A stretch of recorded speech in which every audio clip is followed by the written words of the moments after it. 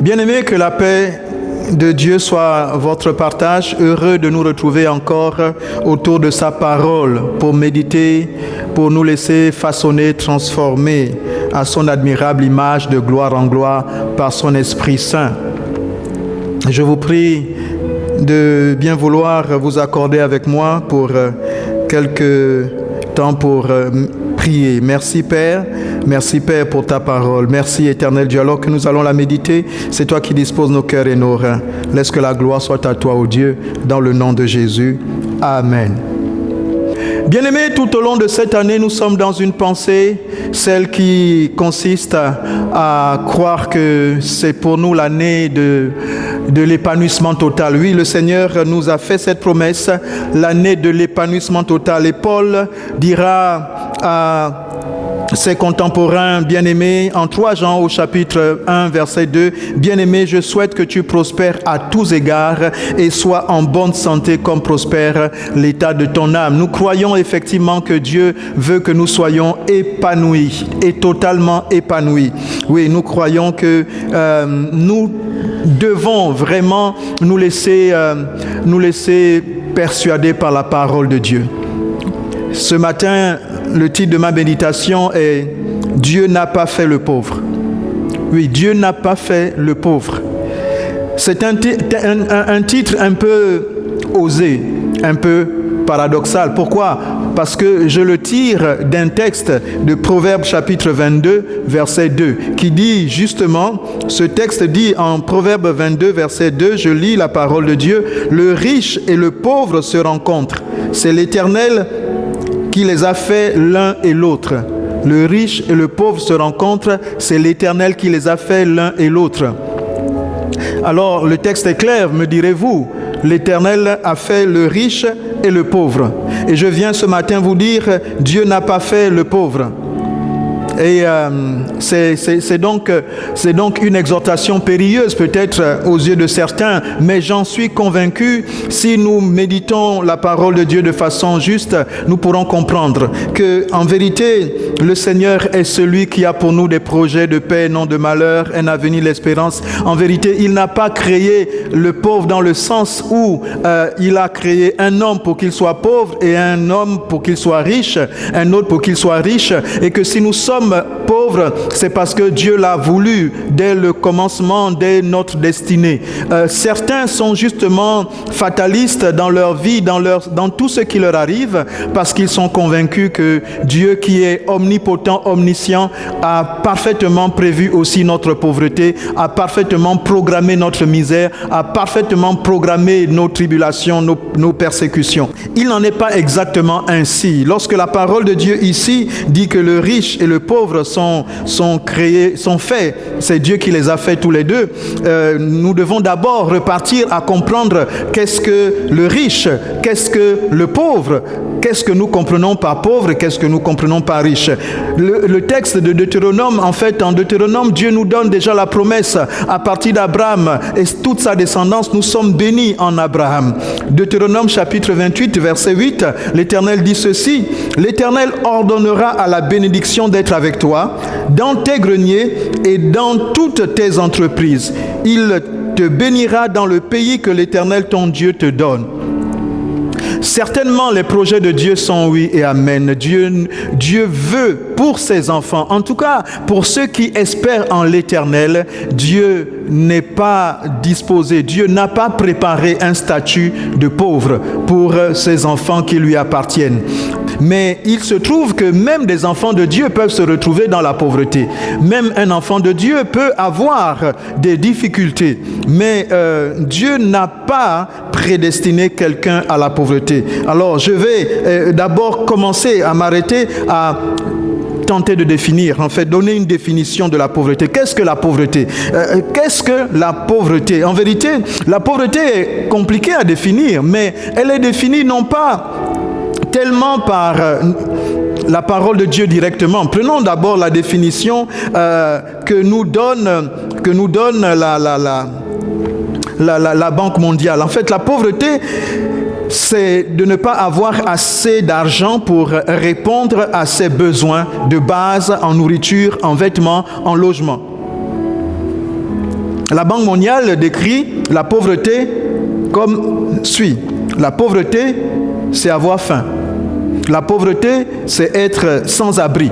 La pauvreté, c'est être malade et ne pas pouvoir voir un médecin. La pauvreté, c'est ne pas pouvoir aller à l'école et ne pas savoir lire. La pauvreté, c'est ne pas avoir de travail, s'inquiéter de l'avenir et vivre au jour le jour. C'est ça la pauvreté. Donc la pauvreté a de nombreux visages. Elle change aussi de lieu en lieu et selon le temps aussi, elle peut changer. Le plus souvent, la pauvreté, c'est une situation à laquelle les gens veulent échapper.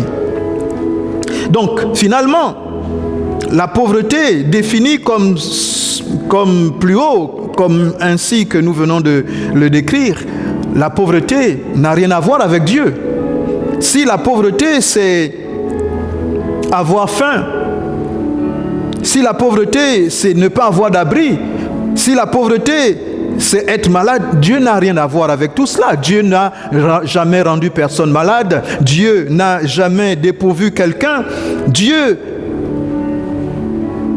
au contraire, selon la promesse que nous venons de lire en Deutéronome 28, il donne à la bénédiction d'être avec nous et il donne à nos greniers d'être pleins, à toutes nos entreprises de prospérer. Il nous bénit dans le pays dans lequel nous nous retrouvons.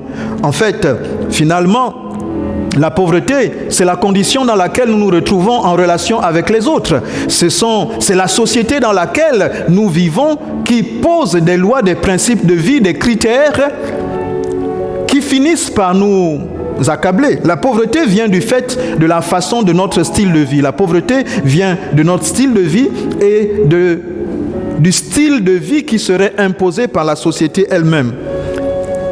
Confucius dira ceci. Confucius dira, sous un bon gouvernement, la pauvreté est une honte. Sous un mauvais gouvernement, la richesse est aussi une honte. Donc, si nous nous en tenons à la déclaration de Confucius, finalement, la pauvreté est donc encouragée par l'attitude ou la gestion gouvernementale. Si un gouvernement est mal organisé, il peut produire des pauvres. Il peut effectivement laisser des personnes sur le carreau. Si un gouvernement est mal organisé et qu'il y a des riches qui ne font que creuser la différence entre ceux qui n'ont pas de quoi manger et les autres, eh bien, finalement, c'est la honte encore pour la société, pas pour Dieu. Parce que Dieu, finalement, il dit, il nous encourage lorsque nous voyons quelqu'un qui a faim de lui donner à manger, quelqu'un qui a soif de lui donner à boire, quelqu'un qui est sans abri de pouvoir l'abriter.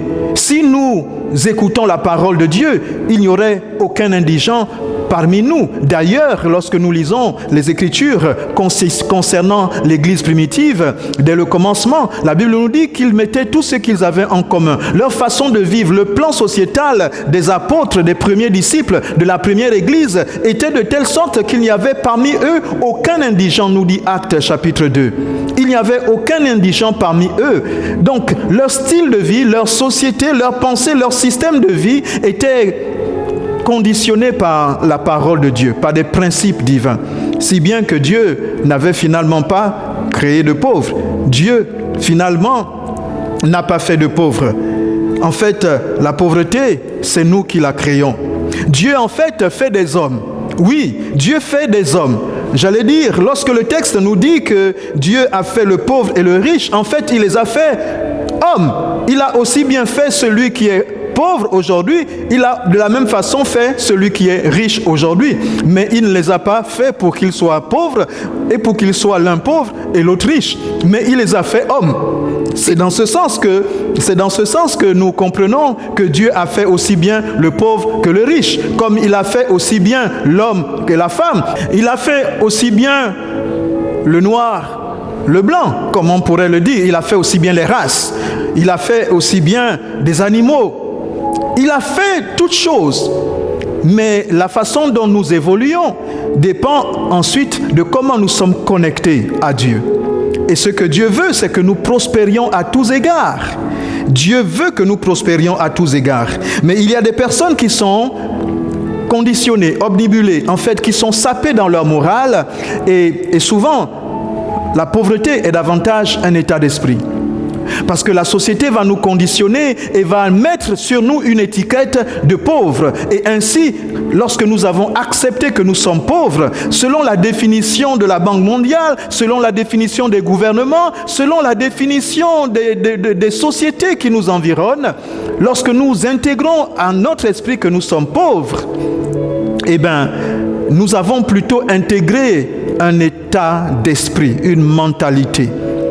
Parce qu'en vérité, le pauvre ne l'est que selon des critères définis, subjectifs, et qui peuvent être passagers, qui sont totalement subjectifs et parfois même injustes.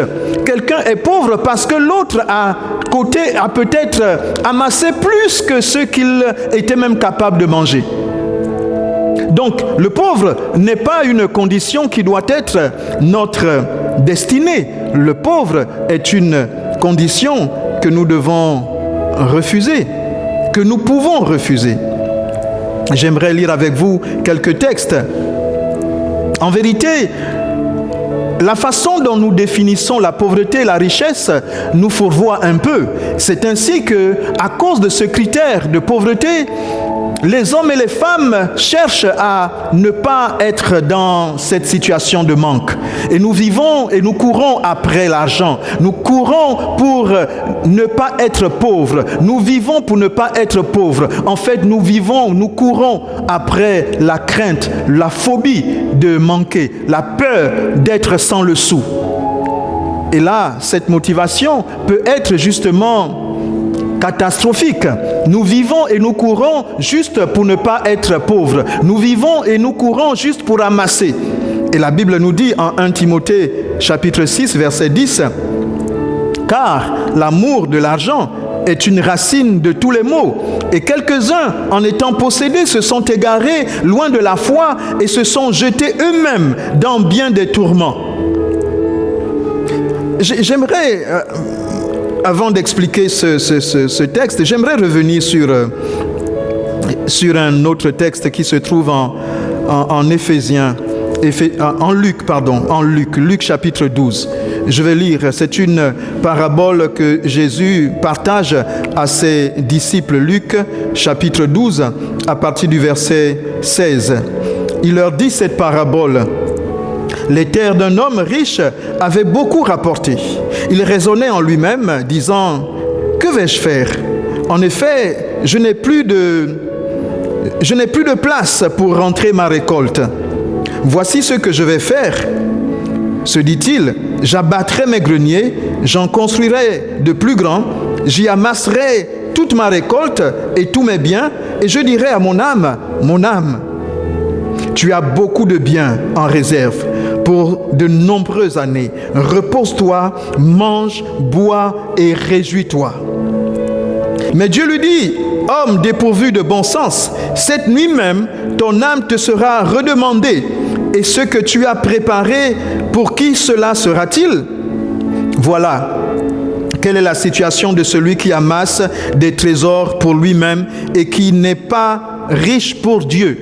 Qui n'est pas riche pour Dieu. Voyez-vous, la richesse, telle que nous la définissons parfois, la richesse opposée à la pauvreté, c'est-à-dire la richesse, c'est celui qui ne serait pas dans le manque, celui qui pourrait pourvoir à tous ses besoins, qui peut amasser autant qu'il veut. Cette richesse-là, Dieu dit qu'il n'est pas, en fait, ce n'est pas la richesse selon lui. Ce n'est pas la richesse pour Dieu. On peut être riche de biens, riche après avoir amassé et être néanmoins pauvre selon Dieu. La pauvreté telle que nous l'avons définie selon la Banque mondiale n'est pas la même définition que nous pouvons avoir de la pauvreté selon le point de vue biblique. Quelqu'un peut être pauvre tout en ayant beaucoup d'épargne, Quelqu'un peut être pauvre tout en ayant beaucoup d'épargne, beaucoup d'argent, beaucoup de biens. Il peut être pauvre tout simplement parce qu'il ne sait pas être riche dans le Seigneur. Il ne sait pas être riche pour Dieu. Il ne sait pas être rempli de connexion, de connaissance, de foi, de relation, d'intimité avec son Dieu, avec le Dieu créateur qui est véritablement notre or et notre argent. Donc, le texte que je venais de lire plus tôt, 1 Timothée 6, verset 10, qui nous dit « Car l'amour de l'argent est une racine de tous les maux. » Justement, cet amour, cette condition de vie, cette motivation que les uns et les autres finissent par prendre comme raison existentielle, finit par nous perdre parce que certains vivent pour l'argent et donc leur amour est tourné vers l'argent, vers la richesse, les richesses matérielles. Et donc, cet amour qui est tourné vers les richesses matérielles est finalement une idolâtrie. Si notre amour est tourné vers l'argent, la richesse, et qu'il n'est pas tourné vers Dieu, eh bien il y a idolâtrie. Et lorsqu'il y a idolâtrie et que nous poursuivons, que notre motivation, notre raison d'être et de vivre est d'amasser des biens, eh bien quelques-uns qui en sont possédés s'égarent loin de la foi et sont jetés eux-mêmes dans bien des tourments. C'est ce que le texte nous dit. Parce que lorsque nous vivons juste pour poursuivre et amasser, nous finirons par une grande déception. Nous finirons par des tourments. Parce que déjà la richesse elle-même ne nous donne jamais la paix. La richesse matérielle. La richesse matérielle ne nous donne jamais la paix. Alors voici des cœurs insatiables et qui courent après quelque chose qui ne les désaltère pas. Et bien entendu, ils finissent par être insatisfaits, éternellement insatisfaits, constamment insatisfaits. Oui. Et ce que Dieu veut, c'est que nos cœurs soient tournés vers la vraie richesse. Que nous soyons plus tournés vers la vraie richesse. La vraie richesse, c'est lui. Voici le conseil qu'il donne dans quelques versets plus loin de ce chapitre 6 de 1 Timothée. Au verset 17, il dit « Recommande aux riches du siècle présent de ne pas être orgueilleux et de ne pas mettre leur espérance dans des richesses incertaines, mais de la mettre en Dieu, qui nous donne avec abondance toutes choses pour que nous en jouissions. » Les choses sont claires. Nous n'avons pas à nous laisser préoccupés par les richesses matérielles, mais en vérité, c'est Dieu qui est notre richesse. C'est Dieu qui pourvoit à toutes choses. Et lorsque même nous aurions, nous devons faire attention de ne pas nous enorgueillir, mais plutôt de mettre notre espérance en Dieu et non point dans ces richesses incertaines. Et le texte de la parabole que le Seigneur, que nous avons lu de Luc au chapitre 12, cette parabole justement condamne cet homme qui a amassé tellement. Il en a amassé et puis quand il n'a plus de place, qu'est-ce qu'il fait? Il fait encore davantage de place. Il libère de l'espace pour en amasser encore davantage. Finalement, son train de vie, c'est d'amasser pour amasser. Et il n'a jamais fini d'amasser. Il amasse pour amasser, espérant que ça lui donnera de la tranquillité. Il amasse pour être en paix. Il amasse pour se garantir une vie de quiétude, une vie paisible. Il amasse. Et donc, lorsqu'il tomberait malade, il sait au moins qu'il a de l'argent en réserve. Lorsqu'il aurait un besoin, s'il veut voyager, s'il veut se faire plaisir, il a de l'argent. S'il a besoin de faire quoi que ce soit, il a suffisamment pour faire ce qu'il veut. Et donc, il amasse pour se sentir bien, en sécurité. Donc voici quelqu'un qui se confie à ces trésors. Lui, il n'est pas pauvre. Il n'est pas pauvre, il est riche. Mais le Seigneur dit, malheur, dommage. En fait, ça, ce n'est pas de la richesse. Cette richesse, c'est une richesse éphémère. Une richesse qui peut s'évaporer en un clin d'œil parce que, tout simplement, elle n'achètera pas le sommeil. Elle n'achètera pas la santé. Elle n'achètera pas le bien-être parce que le bien-être, la vraie richesse, elle vient de Dieu. À tout moment, quand bien même nous avons longtemps amassé, beaucoup amassé, nous pouvons nous retrouver cloués sur notre lit avec une maladie qu'aucune médecine, qu'aucun argent, aucune fortune ne peut acheter. Nous pouvons nous retrouver de vie à trépas. Nous pouvons nous retrouver tout simplement ces biens qui restent et nous qui n'avons plus le souffle de vie, il peut nous être retiré en un instant. Nous ne pouvons pas vivre juste pour la richesse et nous plaindre d'être pauvres. Non, Dieu, quand nous nous confions en l'Éternel, nous n'avons pas à avoir peur de la pauvreté. La pauvreté, c'est les gouvernements qui les définissent en quelque sorte. J'allais dire finalement que c'est le gouvernement qui fait les pauvres. Oui, en fait, je n'exagère pas en le disant. Les pauvres, ce n'est pas Dieu qui les fait, c'est les gouvernements qui font les pauvres. C'est les gouvernements qui organisent la société et font en sorte qu'il y ait des personnes qui en ont moins que d'autres. Les systèmes économiques des sociétés dans lesquelles nous évoluons peuvent influencer, peuvent créer une paupérisation, peuvent créer un accroissement de la pauvreté de certaines personnes. Le capitalisme qui consiste justement à courir après l'enrichissement personnel peut laisser quelques personnes sur le carreau. Mais ce n'est pas le royaume que le Seigneur est venu établir. Le Seigneur est venu pour nous donner d'être en connexion avec lui et en connexion les uns avec les autres. Nous devons donc reformater notre système de pensée. Si nous sommes comme des laissés pour compte, si nous nous sentons délaissés, si nous nous sentons défavorisés, nous nous sentons catalogués dans le registre des pauvres, Dieu ne vous a pas mis dans le registre des pauvres. La société vous a peut-être mis dans un registre de pauvres, mais je veux vous dire ce matin que Dieu ne vous a pas mis dans un registre de pauvres. Dieu est votre richesse. Dieu est votre richesse. Dieu fait au contraire la promesse qu'il est celui qui pourvoit à tous nos besoins. Dieu est celui qui n'est débiteur de personne et celui qui se confie en l'Éternel n'est jamais dans la confusion.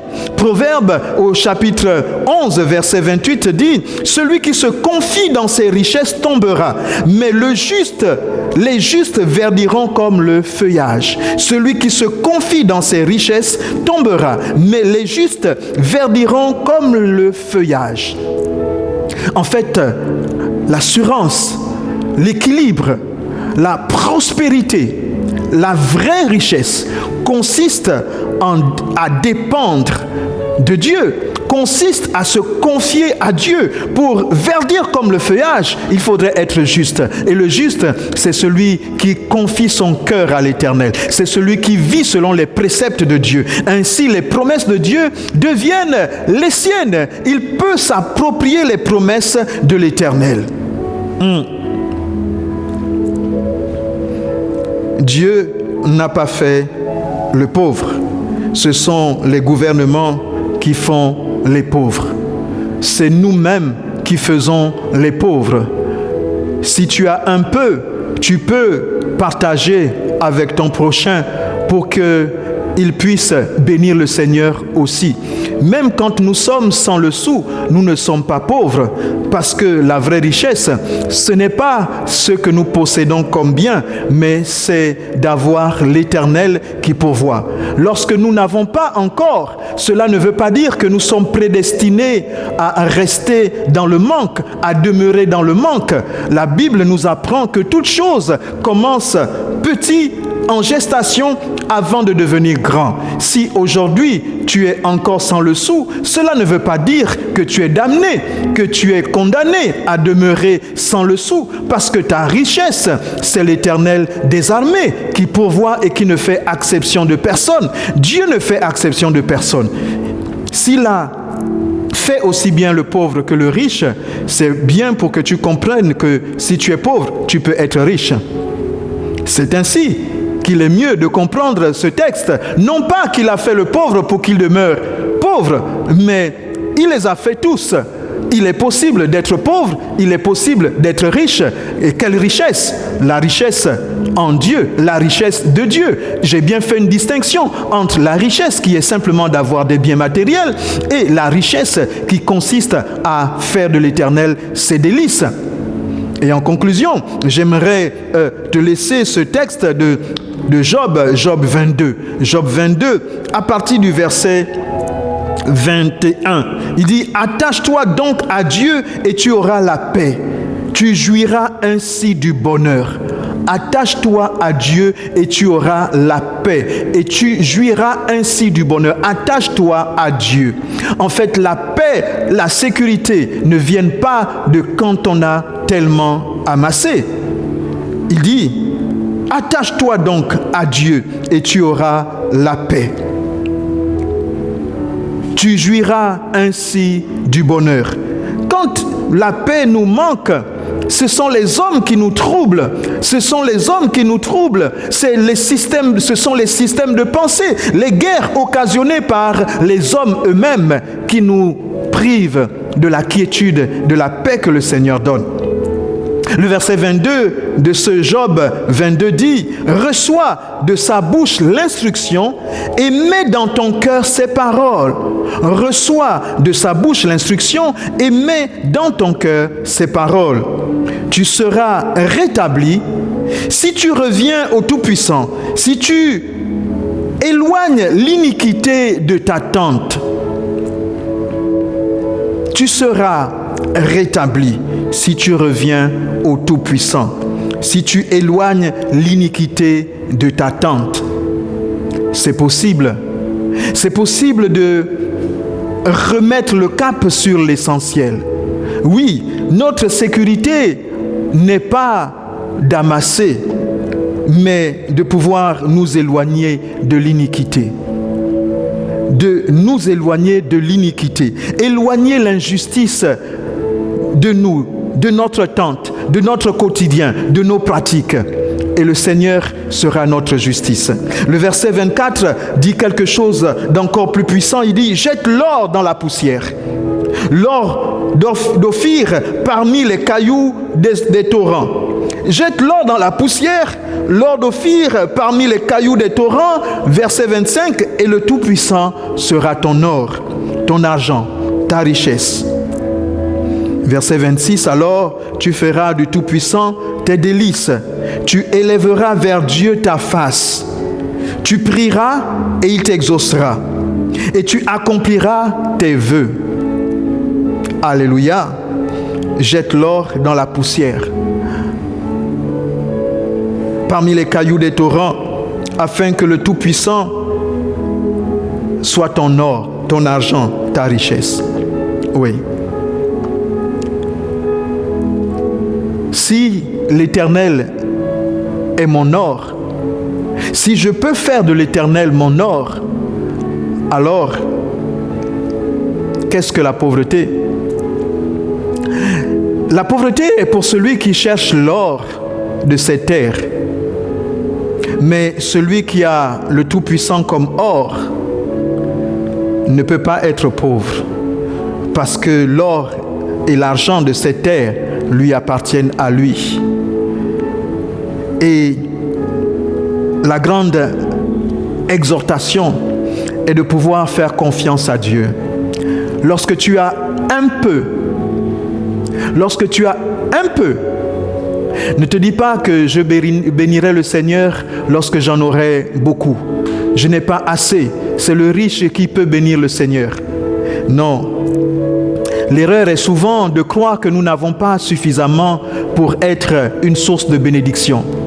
Le Seigneur n'a pas fait de pauvres, et c'est là que je veux encore atterrir. Le Seigneur n'a pas fait de pauvres. À l'un, il a donné 5 talents, à un autre, il a donné 3, à un autre, il a donné 1. Mais celui qui a 1 n'est pas pauvre en considération, en rapport, en comparaison de celui qui en a 5. Lorsque le Seigneur a donné à un talent, c'est le potentiel qu'il donne à celui-là qui a 1 talent. Mais le 1 talent, lorsqu'il est fructifié, peut, comme le grain de moutarde, devenir une immensité, une floraison, une multitude, lorsque nous savons fructifier le talent que le Seigneur nous a donné.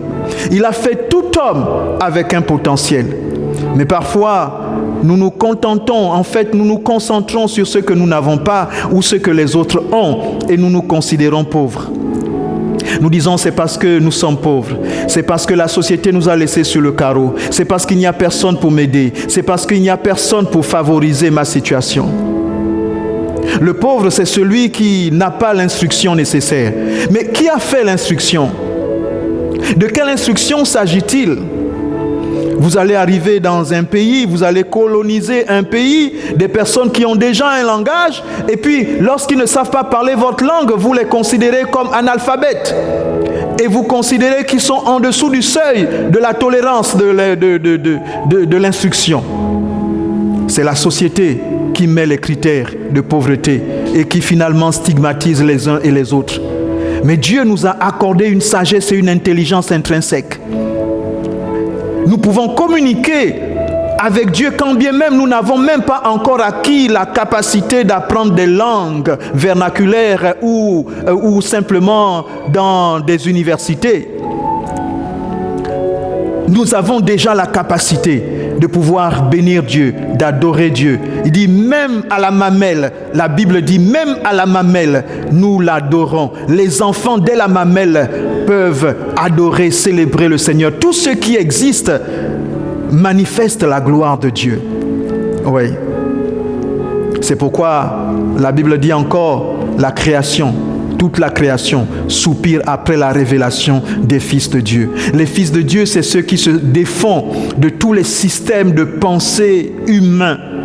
Tous ces systèmes humains de pensée qui embrigadent l'homme dans un conditionnement qui le compare à d'autres et qui l'oblige à penser d'une certaine façon et qui laisse Dieu de côté. Si tu apprends à bénir Dieu, tu verras la gloire de Dieu. Oui, avec le peu que tu as, tu peux rendre grâce à Dieu. Tu peux rendre grâce à Dieu pour le souffle de vie que tu as, pour le peu que le Seigneur te donne. Quand tu as un peu, dans ce un peu, il y a toujours un dixième. Personne ne peut manquer de dixième pour donner à Dieu sa dîme. Il n'y a personne qui puisse dire qu'il n'a pas assez pour donner à Dieu le 1/10 de ce qu'il a. Parce que quel que soit ce que tu as, il y a toujours 9/10 qui vont te rester. Le 9/10 qui est le tien n'est pas le même que le 9/10 de l'autre. Si tu compares ton 9/10 au 9/10 de l'autre, tu vas te fourvoyer. Parce que tu vas le comparer en apparence. Mais tu ne connais pas le grain de senevé qui est enfoui en toi. Tu ne connais pas la richesse qui est enfouie en toi. Si tu sèmes ce grain de senevé, il peut produire plus que d'autres semences autour de toi. Que Dieu te bénisse, que Dieu te fortifie, que Dieu t'équipe, que tu puisses réaliser que tu es véritablement un flot d'eau vive et que Dieu t'encourage à être une source de bénédiction, que tu sois pleinement épanoui et non complexé, quel que soit ton niveau social, défini par ton environnement, mais il n'est pas défini par Dieu. Alors ne te laisse pas définir par ton environnement, mais laisse-toi définir par la parole de Dieu et considère que tu n'es pas pauvre, mais que tu es riche dans le Seigneur. Que Dieu te bénisse.